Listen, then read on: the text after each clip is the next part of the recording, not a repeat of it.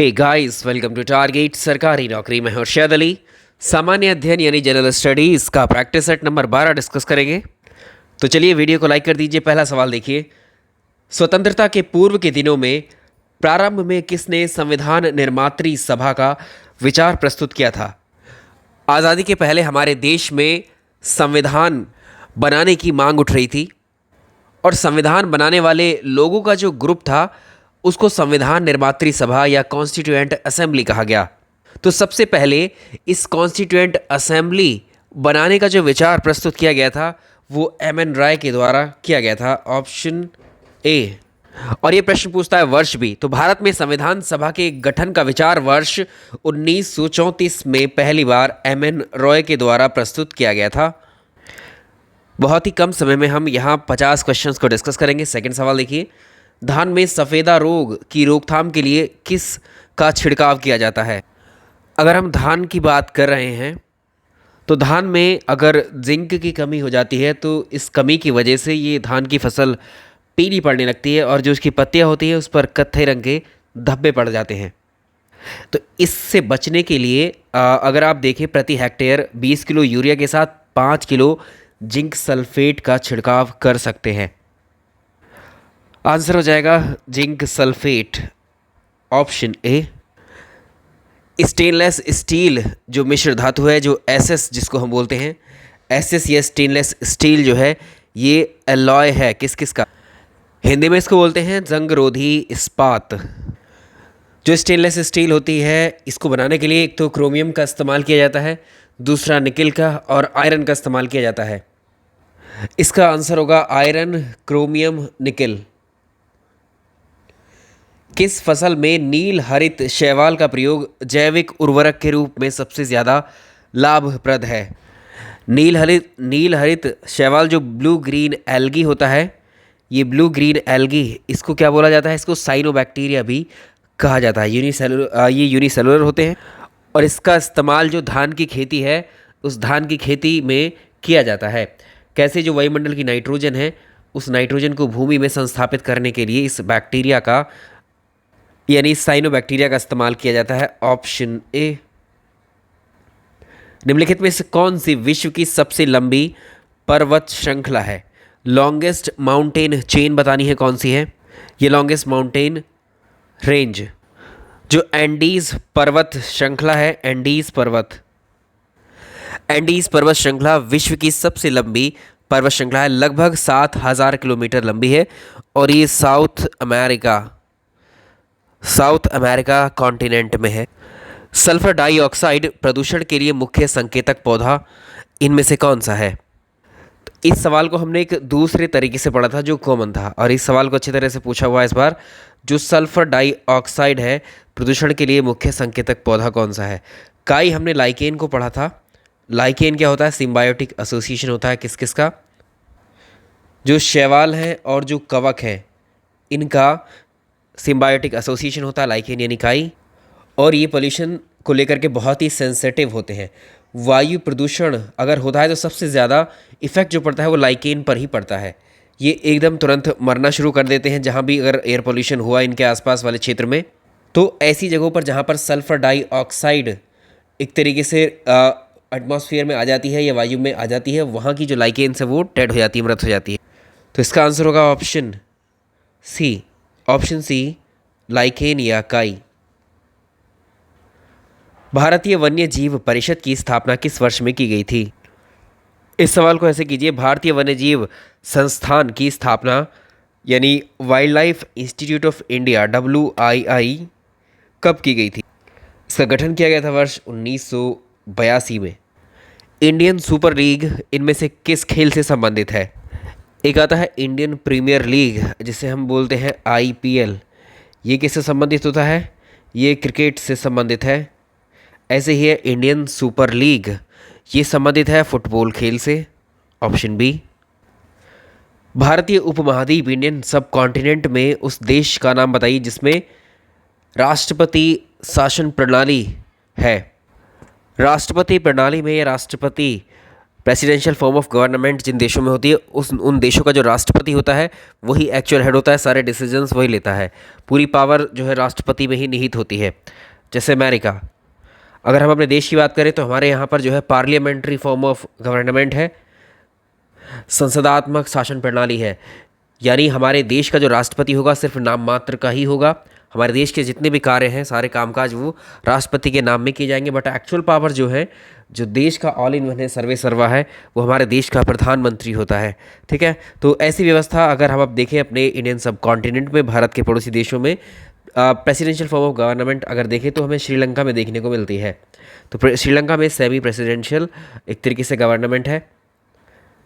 निम्नलिखित में से किसने कालिदास के नाटक अभिज्ञान शाकुंतलम का सबसे पहले यूरोपीय भाषा में ट्रांसलेशन किया था? इसका अंग्रेजी में अनुवाद किया गया था विलियम जोन्स के द्वारा। ऑप्शन डी सही रहेगा। सवाल अगला देखेंगे, निम्नलिखित पर विचार कीजिए। मनरेगा एक कार्य उन्मुखी परियोजना है जो पूरे देश में कार्यान्वित हो रही है। इसका कारण बताया जा रहा है कि ये परियोजना राज्य सरकारों के द्वारा कार्यान्वित की जा रही है। मनरेगा एक कार्य उन्मुखी योजना है, पूरे देश में कार्यान्वित हो रही है, ये बात सही है, और ये योजना राज्य सरकारों के द्वारा क्रियान्वित की जा रही है, ये बात भी सही है। पंचायती राज सिस्टम जो है वो किस तरह का शासन है? ऑप्शन सही जैसे ही है सारे के सारे, तो ये स्थानीय सुशासन है। स्थानीय सुशासन है, देखो कितने मिलते जुलते हैं। Local governance. सवाल नंबर अगला है, भारत छोड़ो आंदोलन कब और कहां से शुरू किया गया था? इसको 7 अगस्त से शुरू किया गया था, बम्बई के ग्वालिया मैदान से। 7 अगस्त को किया गया था। 7 अगस्त को पहले एक बम्बई की ग्वालिया टैंक जो मैदान है यहाँ पर एक मीटिंग होती है। इसके बाद ये वर्ष था 1942। इसकी अध्यक्षता की गई थी मौलाना अबुल कलाम आज़ाद के द्वारा, और यहीं पर ये डिसीजन लिया गया था।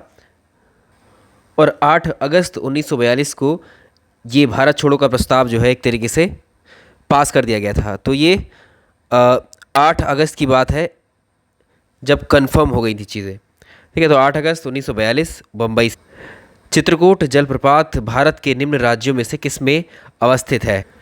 चित्रकूट जो जलप्रपात है ये इंद्रावती नदी पर बना हुआ है, छत्तीसगढ़ में स्थित है। Option C. इसे भारत का नियाग्रा प्रपात भी कहते हैं। ग्रीनविच यामोत्तर और भूमध्य रेखा एक दूसरे को कहाँ पर काटती हैं? जो जीएमटी है, ये दोनों एक दूसरे को जो अटलांटिक ओशन है इसमें काटते हैं। ग्रीनविच यामोत्तर यानी इसको बोलते हैं ग्रीनविच मीन टाइम। ठीक है, जीएमटी लाइन और जो इक्वेटर है, इन दोनों की बात चल रही है। निम्नलिखित में से कौन सी डिस्टेंस का यूनिट नहीं है? आपको बताना है दूरी की इकाई इनमें से कौन सी नहीं है। तो जो पारसेक है, पारसेक जो आपके स्टार्स हैं, गैलेक्सीज हैं, उनके डिस्टेंस को पारसेक में मेज़र किया जाता है। लाइट ईयर भी डिस्टेंस की ही है, और जो नॉटिकल माइल है ये भी डिस्टेंस की है। अगर वर्ग मील की हम बात करें, स्क्वायर मील, ठीक है, या स्क्वायर माइल क्या होते हैं ये? भाई स्क्वायर कब आता है? ये आता है जब हम एरिया कैलकुलेट करते हैं। ठीक है, एरिया ये माइल में होगी, ये माइल में होगी, तो एरिया होता है आपका साइड्स का स्क्वायर या लेंथ इनटू ब्रेथ। तो स्क्वायर मील जो है ये एक्चुअली किसकी है? एरिया की यूनिट हुई। ठीक है, ये डिस्टेंस की नहीं है। अगला देखिए, अम्लराज यानी एक्वारेजिया किसका मिश्रण होता है? ये HNO3 यानी नाइट्रिक एसिड और जो हाइड्रोक्लोरिक एसिड है HCl, HNO3 और HCl, ये इन दोनों का मिश्रण है। अब इसमें कौन सा कितने रेशियो में है? HCl, देखो HNO3 और HCl को 1:3 के रेशियो में लिया जाता है। तो HNO3 को याद रखेंगे, इसमें हम जो है ये 1 होता है और ये 3 होता है इसका रेशियो। पिच ब्लेंड इसमें से मुख्य स्रोत है। जो यूरेनियम होता है, यूरेनियम ये क्या है? रेडियो एक्टिव एलिमेंट होता है यूरेनियम। ये जो है एक्चुअली फ्री स्टेट में नहीं पाया जाता है, तो इसका जो स्रोत है जिससे निकाला जाता है वो पिच ब्लेंड होता है। ठीक, यूरेनियम। राष्ट्रीय विज्ञान दिवस कब मनाया जाता है?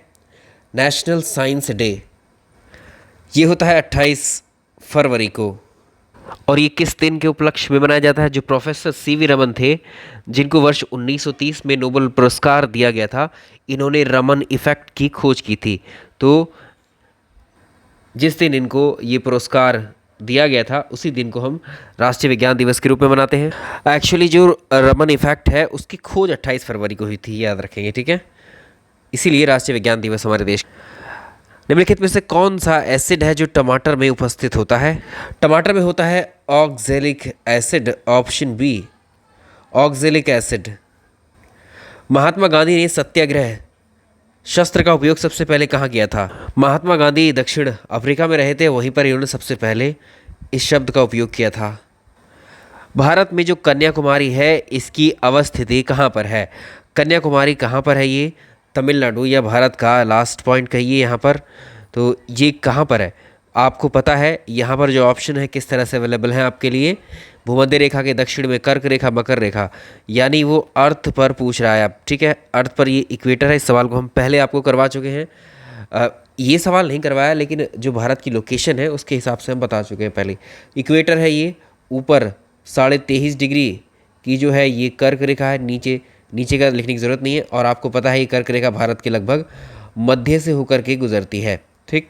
तो कर्क रेखा, और जो ये इक्वेटर है, इक्वेटर से काफ़ी दूर है ये भारत का अंतिम बिंदु। जो मैं ये जो कन्याकुमारी है, ये किस किस के बीच में आएगा? ये कर्क रेखा और ये इक्वेटर यानी भूमध्य रेखा। तो ये हमारी कर्क रेखा, कर्क रेखा के तो ये किस में हुआ? ये कर्क रेखा है। कर्क रेखा के ये पॉइंट दक्षिण में होगा, नीचे है। और अगर भूमध्य रेखा या इक्वेटर को रेफरेंस ले रहे हो तो ये इसके उत्तर में है, यहाँ पर ऊपर है यानी उत्तर में है। तो भूमध्य रेखा के उत्तर में आएगा, ठीक है। कर्क रेखा के उत्तर में कहाँ है? कर्क रेखा के दक्षिण में है, ये नहीं होगा। मकर रेखा के दक्षिण में, मकर रेखा आएगी यहाँ पर, यहाँ है दक्षिण मकर रेखा का, तो यहाँ तो नहीं है भारत की लोकेशन, ये भी आउट। भूमध्य रेखा के दक्षिण में ये भूमध्य रेखा है, इसका दक्षिण ये यहाँ तो नहीं आ रहा, ये तो यहाँ पर है, ये भी आउट। भूमध्य रेखा के उत्तर में। निम्नलिखित नहरों में से कौन अटलांटिक और प्रशांत महासागर को जोड़ती है? ये है पनामा कैनाल, ऑप्शन बी। तो जो पनामा नहर है, ये पनामा नहर प्रशांत महासागर और जो कैरिबियन सागर है, कैरिबियन सागर जो है ये अटलांटिक ओशन में, इन दोनों को ये कनेक्ट करती है। निम्नलिखित में से किस आंदोलन में हिंदू मुस्लिम एकता का वास्तविक रूप प्रतिबिंबित हुआ था? ये था खिलाफत मूवमेंट, खिलाफत आंदोलन। निम्नलिखित राज्यों में से किस राज्य में सबसे पहले पंचायती राज को शुरू किया गया था? ये सिंपल सवाल है, इसको जानते हैं, लेकिन इसमें जो इम्पोर्टेंट चीज़ याद रखनी है, ये तारीख 2 अक्टूबर 1959 को, उस वक्त पंडित जवाहरलाल नेहरू जो है देश के प्रधानमंत्री थे, इन्होंने राजस्थान के नागौर डिस्ट्रिक्ट से, राजस्थान के नागौर ज़िले से पंचायती राज व्यवस्था की शुरुआत की थी, ठीक है। ये तो सर्वप्रथम पूछता है। इसके बाद सेकंड जो राज्य था वो 1959 में ही, देखो पहला राज्य था राजस्थान जहाँ शुरू किया गया, दूसरा राज्य था आंध्र प्रदेश। तीसरे पे जाना चाहोगे तो तीसरे में पूछ सकता है, ये था असम। जो हमारे रूम होते हैं, जो घर होते हैं, हमारे कमरों में जो सूर्य का प्रकाश है वो किस मेथड के थ्रू हम तक पहुंचता है? आप जानते हैं जो प्रकाश है, जो लाइट है, जब किसी भी मीडियम से गुजरता है तो उसमें डस्ट के पार्टिकल्स हैं, कोई भी पदार्थ के हो सकते हैं, उसमें जाहिर है कि डस्ट पार्टिकल मौजूद होते ही हैं।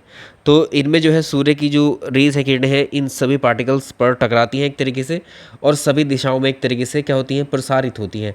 इस घटना को बोलते हैं प्रकाश का प्रकीर्णन, ठीक है, स्कैटरिंग ऑफ लाइट। अगला सवाल देखिए, बिजली का सबसे उत्तम चालक, बिजली का सबसे बेस्ट, इलेक्ट्रिसिटी का बेस्ट कंडक्टर आपको बताना है, कौन सा है इसमें बेस्ट कंडक्टर? इन सब में अगर हम देखें, प्लास्टिक तो कुचालक है, इलेक्ट्रिसिटी पास हो ही नहीं सकती। इलेक्ट्रिसिटी हम बोलते हैं जो फ्लो ऑफ इलेक्ट्रॉन होता है, करंट या इलेक्ट्रिसिटी क्या है? फ्लो ऑफ इलेक्ट्रॉन है, इलेक्ट्रॉन के प्रवाह को बोलते हैं। तो प्लास्टिक तो कुचालक होता है, इसमें तो इलेक्ट्रिसिटी फ्लो हो ही नहीं सकती। सूखी लकड़ी में भी इलेक्ट्रिसिटी फ्लो नहीं हो सकती। लेकिन जो समुद्री जल है, ठीक है, जो समुद्री जल है, ये जल होता है खारा एक तरीके से, ठीक है, ये जल खारा होता है, लवणीय होता है, सॉल्टी होता है। इसके जो आयंस होते हैं, वो आयंस एक तरीके से क्या करते हैं, अगर हम इसमें इलेक्ट्रिसिटी प्रोवाइड कराते हैं तो ये लवण जो है एक तरीके से जल को आयनीकृत करते हैं और उसमें इलेक्ट्रॉनों का प्रवाह जो है करा सकते हैं आसानी से। तो ठीक है, इसका आंसर हो जाएगा ऑप्शन बी। नियंत्रक और महालेखा परीक्षक द्वारा की गई टिप्पणियों पर कार्रवाई करने की पहली जिम्मेदारी किसकी बनती है? संविधान के आर्टिकल 148 में लिखा हुआ है नियंत्रक महालेखा परीक्षक।